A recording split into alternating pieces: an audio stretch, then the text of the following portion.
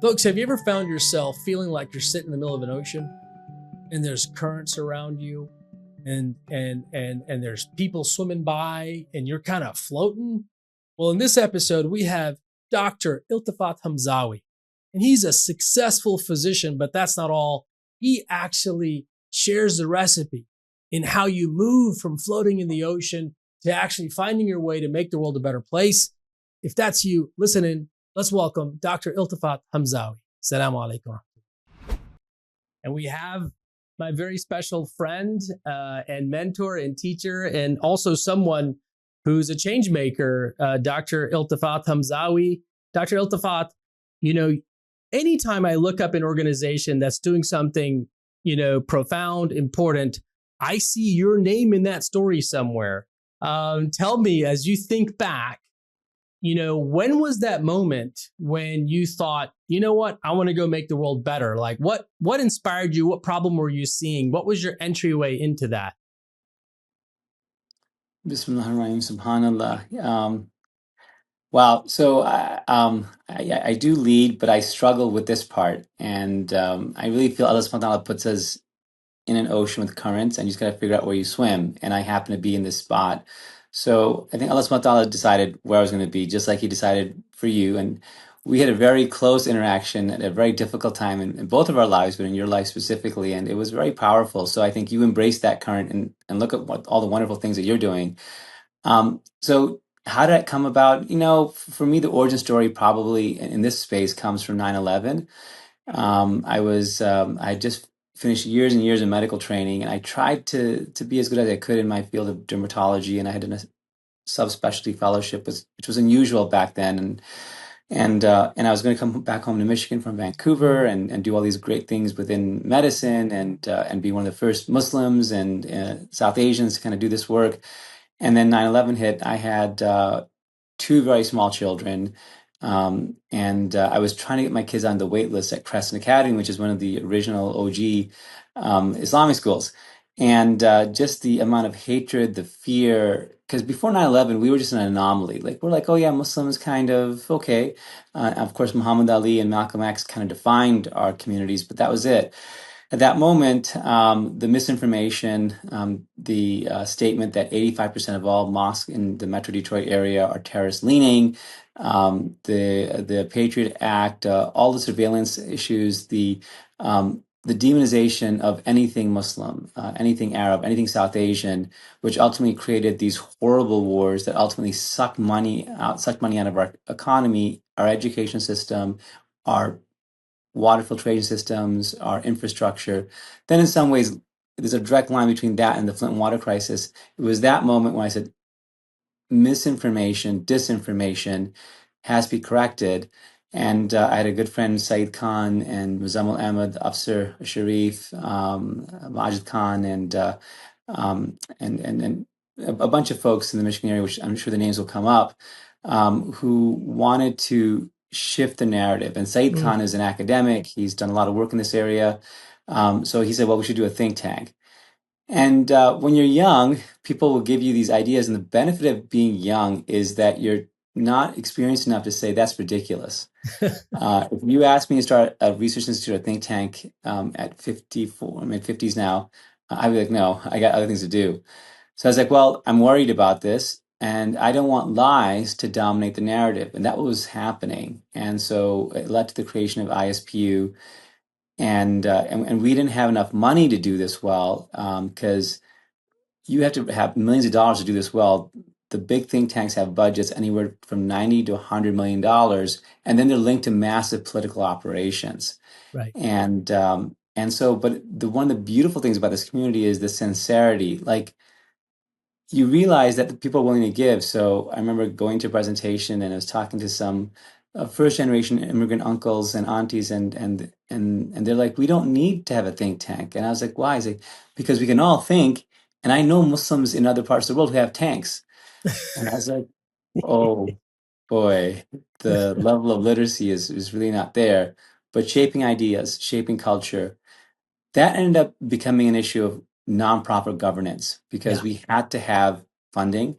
We had to have transparency. We had to be audited constantly. We had to be ready for that. We had to manage the actual product. We had to manage the dissemination, and all those tools that go into any nonprofit or any company I learned about. And then the other thing I also was able to understand is alignment.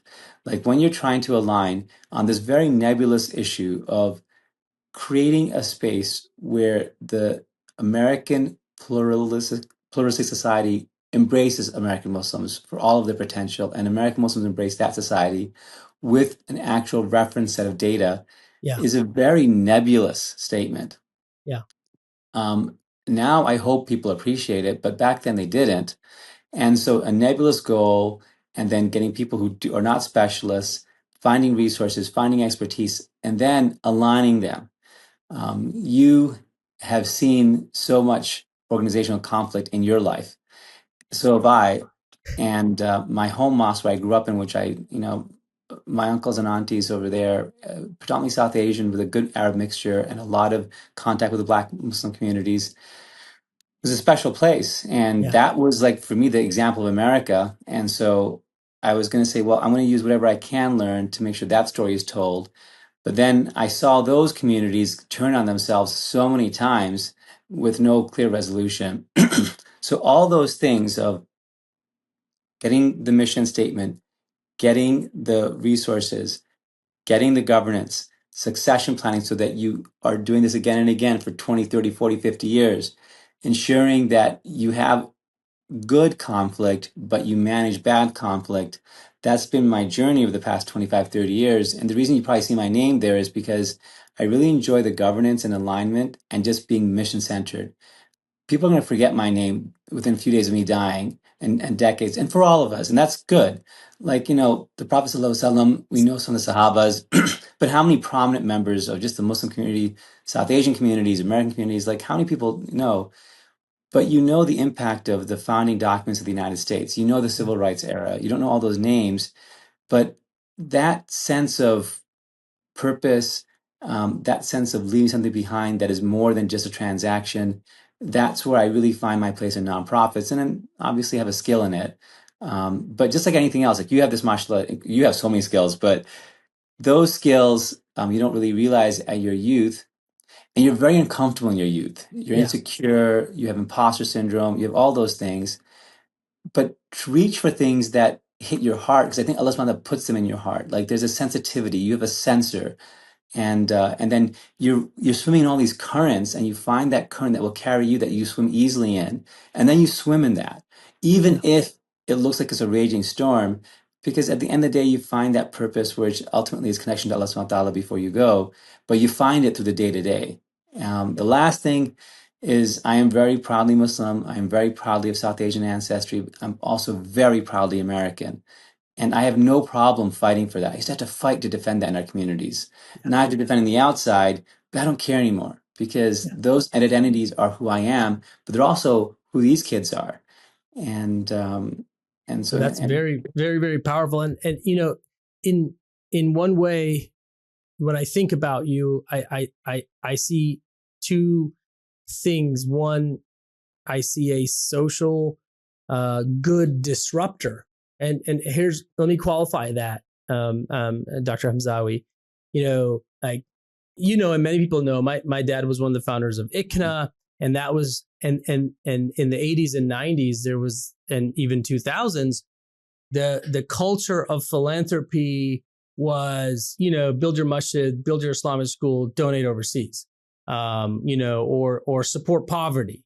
But here you are saying, well, there's more to social good. There's more to philanthropy, and there's more impact that philanthropy can make. And there's this other problem over here that we need to do. And that's disrupting the traditional idea of Sadaqah. There's a reason why zakat has more than one category. And here you are in your group in Michigan, and I love this thought that Allah subhanahu wa ta'ala sort of puts you in this ocean and there's currents around you. And you painted this picture of how you were in Detroit and the currents around you were people you met, and also things happening at that time and got you into this current. As also, you painted this roadmap of how you build an organization, and what you learned now in your 50s. Thanks for sharing that. You certainly don't look 50. And so here you are, this social good disruptor, sort of paying attention to the currents, and have built a playbook of how you build an organization, know your mission, find your resources, and then focus on governance, and then get to work, sort of thing. When you think about ISPU, when you think about this work in truth telling, which is what Allah asks us to do as well as feed the poor, where are we at on that needle? And what if there's somebody out there right now thinking like you were after 9/11, thinking in that same way today, that they feel they want to take that on? What can they do? What should they do? Well, embrace the challenges of the Muslim community. Being American Muslim is beautiful, and it gives you purpose and meaning, which is actually one of the biggest challenges of being American: isolation. And what are you on this planet for? Our society doesn't answer those questions. Yeah. American Muslims, like, we are so far ahead of the game when it comes to that. Like, our deen is powerful, our social connections. I can walk into the masjid, pray with somebody, different socioeconomic group, different generation, different ethnicity, all those things, and they all fade away. And I think that's what our convert community really appreciates, that really reminds us of what we have. Yeah. So remember, you're already like 5 steps ahead of the world when it comes to many things. You also have freedom of expression, which we have to fight for, which is very much an American thing. It is not a Muslim thing. And so this good trouble that you're talking about, or becoming a disruptor, I think it's understanding two components. And I just was spending some time at the Selden Institute with Dina Rahab and her husband Adib. Amazing. And one of the things that they talked about in very complex terms, in University of Chicago terms, and I'm a public school guy, and I'm like, hey, speak slowly, give me diagrams. But it's the point that Islam is a flourishing set of ideas and rituals that have universal application. But translating those values to day-to-day use, so that anybody, any insan, any human being can use it, whether they be Muslim or not, and then understanding that, being Muslim helps you codify that. Yeah. That is part of the disruption. And as you go through your life, when you think about it, think about what you truly love about this faith. What is it? And you can't even verbalize it. And then the salah, the song, the reflections, those things will connect you to it. But you can't go anywhere without applying it practically. And you should be spending 95% of your time applying it practically in your business, in your relationships. And then take on big stuff and challenge it. And then your conception of it will be codified over time. But it only goes through the struggle of the internal nafs and then the struggle of the external nafs. And my suggestion to all those young folks is, at the end of the day, find a way to love yourself, but also love humanity. Whether they pray like you, whether they look like you, whether they shop at the same grocery store, whether they support the Pistons or the Lions, or have national championships at the University of Michigan, or happen to support a school downstate called Ohio, whatever, or pretend that they have that the Miami Dolphins are actually an elite football team. Like, those are tensions that He knows I'm from Florida. I do. You had to needle that. God forbid the Jaguars. But those tensions are going to come up, and if you don't reach, you don't challenge them, because it's easy to have everything figured out in a small room with a prayer bead. Then you go out and try to change it, and those challenges, I believe, are given to you by Allah subhanahu wa ta'ala. Say, notice that you will need to be connected to me, but I'm going to throw so many obstacles in your course, and you decide. Yeah. And then at the end of a good life, and I see some of our transgenerational friends, and I would encourage our young people to find a multi-generational friend, somebody towards the end of their life, somebody in the middle of their peak of their career, and see which ones are truly content and happy. And the ones that are content are like your dad, who had nothing, who built an institution, and he might have beaten you just because you probably deserved it at that time, Tayyab. Yeah. Not physically, but he pushed you. Yeah. but he's probably a fulfilled individual, and I think you'll find that. But the conflict that happens between our communities, that's the worst conflict, and it is constant. So we need people to resolve them. So there's so many challenges, but you have the tools to handle them. Yeah. And last question before that's on my mind, and for my listeners that are out there, I feel like, on this show, you've spoken to, you've shared lots of ideas to hopefully many folks who are thinking about starting something, or who find themselves right now in that ocean and are looking around and seeing the different currents. But what about that person who's in the middle of a nonprofit right now? Maybe it's a board member, startup board, managing board, working board, early stage nonprofit. Maybe it's somebody who just quit their job or thinking about quitting their job just to get this nonprofit going. In just these last couple of minutes, like, what advice do you have for them? What should they focus on, to build that thing up? So practical skills for nonprofit management essentially are like business skills, but then the mission and the prioritization is shifted. It's not profit, it's mission. Yeah. So in order to do that and figure that out, I think you need to understand which stage of the nonprofit cycle are you, early, established, or late. Read some books like people like Sharik Siddiqui, who's brilliant, who people should read more about his stuff. But then try to serve as an advisor or maybe even a board member of established nonprofits, but get a mentor. So we have like ICNA and MAS and ISNA and MGAGE and ISPU and MPAC and Muslim Advocates and all these great groups. Like MGAGE has an open board system. ISPU has an open board system. Apply. Even if you don't apply, you can maybe get in a committee and see how the well-oiled operators work. And then come back to your local group. Secondly, try to serve with non-Muslim nonprofit boards so you can see how to, grow your mission and be more inclusive. ACLU has been one of the best friends of our community. Whatever your progressive or conservative politics are, you just watch how they've been consistent, more consistent in our government, more consistent in our own communities. Good group to work with. They have chapters.